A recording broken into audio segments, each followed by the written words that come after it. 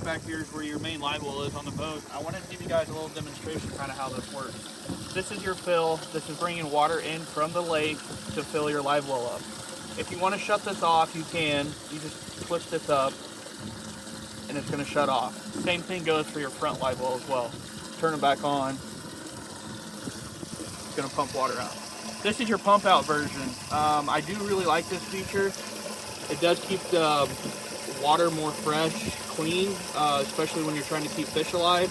What I like to do is put both of these on a timer. If you pull this out, it's going to take water from the bottom of the live well and it's going to dump it back out into the lake. So if you do have that on a timer and they're both running, you're going to have fresh water coming in, you're going to have nasty water going out back into the lake.